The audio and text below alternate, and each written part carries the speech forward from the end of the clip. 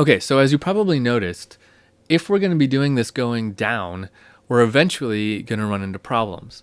So these suspensions always go down, right? They're going down and down and down and down and down.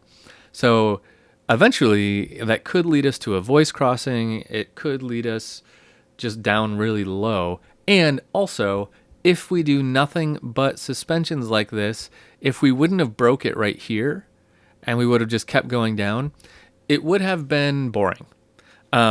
You need to break a chain. If you're doing a chain of suspensions, and you don't always have to do this in a chain, you can just do it one at a time. But if you're going to be doing chains of suspensions, you're going to be just going down and down and down and down in your counterpoint.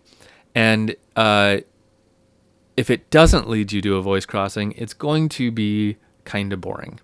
So we don't do that. Somewhere in the counterpoint, we do this thing called breaking the suspension chain. So that's what happened right here. So this was going down and nice, and I probably could have kept it going longer, but what we did here is we didn't suspend over this one. We did two consonant intervals in a row and a big leap. And that leap makes it so that I can keep going down again, right? And keep doing these suspensions. So without that big leap right there, I would have just kept going down and down and down, and I would have ended up in trouble. So often when you're doing four species counterpoint, you're going to want to break it somewhere, usually somewhere around the middle, just to keep it interesting. And you don't have to do it more than once.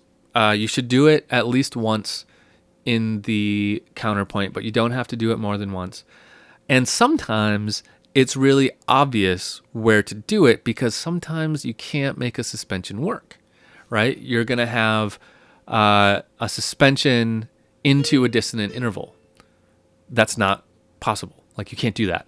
Like, if this suspension here resulted in a dissonant interval after I did a step down, if that was a dissonant interval, this one would be no good. And then that would be a good place to break the suspension because I would have a spot where the resolution wasn't going to work out. Similarly, if this B suspended into a consonant interval, then that would also not be a correct suspension.